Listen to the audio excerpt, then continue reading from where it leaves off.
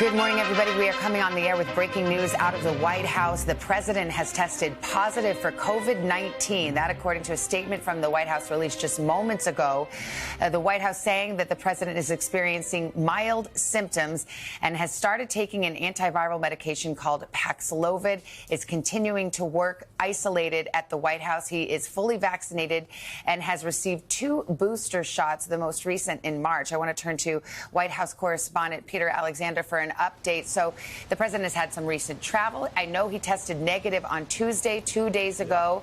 Now he has tested positive. Fill us in.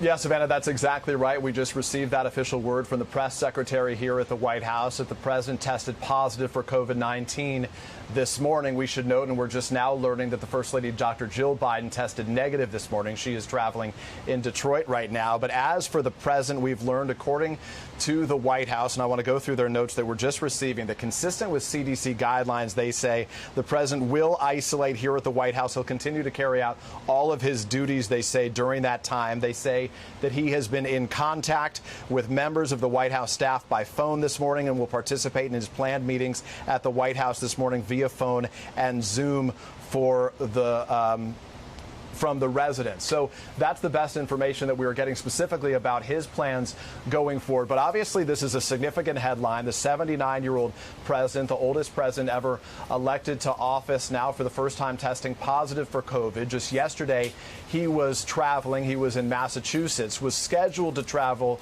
to Wilkes-Barre, Pennsylvania today for a separate event. Clearly, that's not going to take place as a function of his requirements by protocol to isolate. So the questions become, how will this impact his schedule? How will his health be going forward? Obviously, we've been paying close attention to his health over the course of the last year and a half, frankly, for the last 2.5 years almost since the pandemic began, where he had been very cautious, and the president's aides had been quite cautious in doing their best to make sure that he would steer clear of COVID.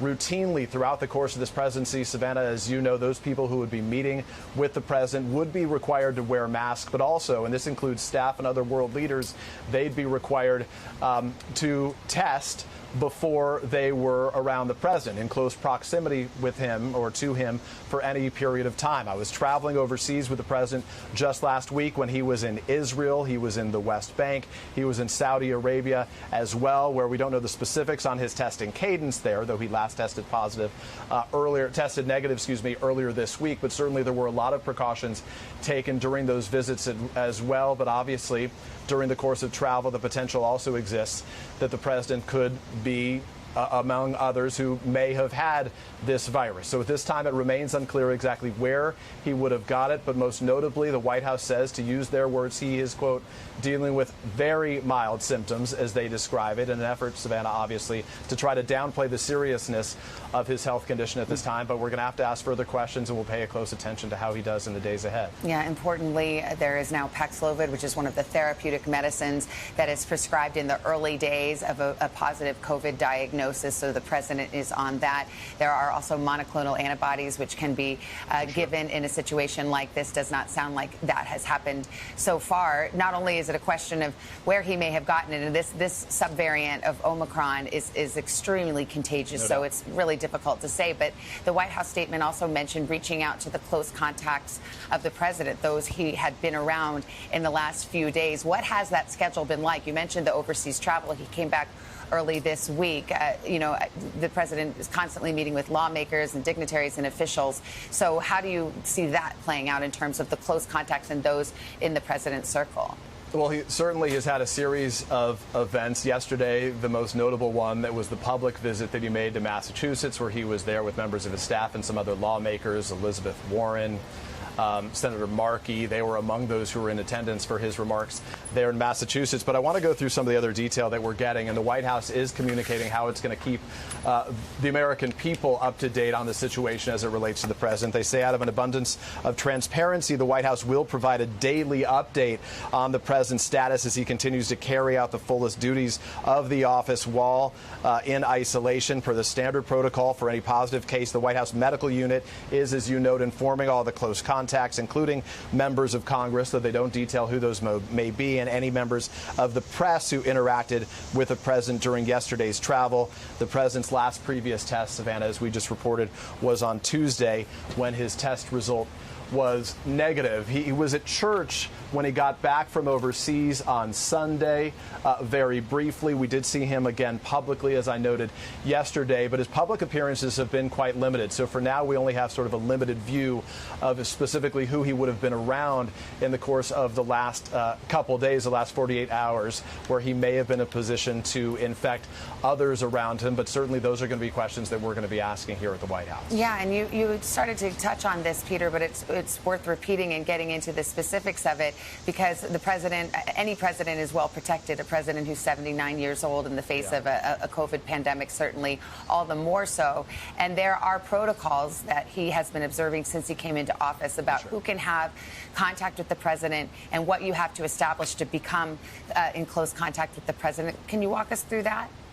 Yeah, you're exactly right. I mean, the White House has been very strict in these protocols, and frankly, for the course of the time that since his presidency began, in order to be in what we describe as the press pool, that immediate group of reporters who would interact with the president in some close space, you would have to test negative that day, which is to say, if you were being invited into the Oval Office, you would have had to have a negative test before you spent any time around the president. And that wasn't unique to the press, Savannah. That applied to the members of Congress, to the world leaders, and to the members of the president's own staff, who we would routinely see wearing different neon bracelets, those sort of, those stick-em bracelets that we've been wearing so often as part of this procedure over the course of the last couple of years that would indicate that they were negative as you walked around campus. And if you were positive, you not only were not allowed on campus, but would have to test negative multiple times before your return after at least a period of, I believe it was 10 days. I tested positive a while back, and those restrictions were certainly applied to me as they are applied to everybody else. So the effort was to make sure that anybody who came into proximity with the president had to have those tests. There were obviously large events, big gatherings on the South Lawn. Not every individual who would gather for that would need to be tested, but certainly for events that happen behind closed doors in the Roosevelt Room, in the Situation Room, or in the Oval Office, those individuals would have been tested. And it also applied to those individuals most often who would be in the first rows, in the front rows of some of the public events that the president would be holding here at the White House, Savannah. Again, all of it an effort to try to keep the president as safe as possible. For those who are just joining us now, though, we do want to repeat the major headline, which is just this morning, the White House is saying that President Biden now for the first time has tested positive for COVID-19. He has been fully vaccinated, twice boosted, Savannah, as you note, now has begun that course of Paxlovid, the antiviral course. It's a 5-day course. You take a couple of pills in the morning, a couple pills at night. And as the White House describes it right now, he is dealing with what they call, quote, very mild symptoms, Savannah. Hey, thanks for watching our YouTube channel. Find your favorite recipes, celebrity interviews, uplifting stories, shop our favorite deals, and so much more with the Today app. Download it now.